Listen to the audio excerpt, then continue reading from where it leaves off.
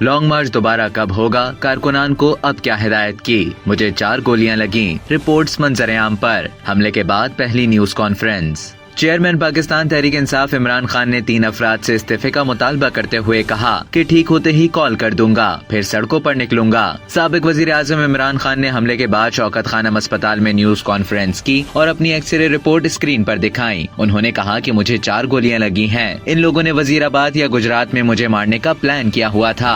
حکومت میں 3.5 سال رہا، اداروں اور ایجنسیز میں سب کو جانتا ہوں، وہ بتا دیتے ہیں۔ سابق وزیر اعظم نے مزید کہا کہ انہوں نے سلمان تاثیر کی طرح قتل کی سازش کی۔ پلان یہ تھا کہ عمران خان نے دین کی توہین کی ہے، اس کے بعد پلان یہ تھا کہ دینی انتہا پسند نے عمران خان کو قتل کر دیا۔ اس پلان کے بارے میں نے 24 ستمبر کے جلسے میں بتایا تھا۔ عمران خان نے کہا کہ ملکی تاریخ میں اتنی عوام پہلے نہیں نکلی، یہ اس سے خوف زدہ تھے۔ 3 لوگوں نے منصوبہ بنایا، ایک دن پہلے دیکھا کہ کراؤڈ بڑھتا جا رہا ہے تو انہوں نے مارنے کا منصوبہ بنایا۔ ایک شخص پکڑا گیا تو کہا وہ جنونی انتہا پسند ہے، لیکن وہ انتہا پسند نہیں، یہ منصوبہ بندی کی تھی۔ انہوں نے کہا کہ ہم نے FIR درج کرنے کی کوشش کی ہے لیکن FIR نہیں ہوئی۔ یہ سب ڈرتے ہیں، قوم کے سامنے 2 راستے ہیں، پرامن یا خونی انقلاب آئے گا۔ قوم کھڑی ہو گئی ہے۔ عمران خان نے پارٹی کارکنان کو ہدایت کی کہ 3 افراد کے مستعفی ہونے تک احتجاج جاری رکھا جائے گا۔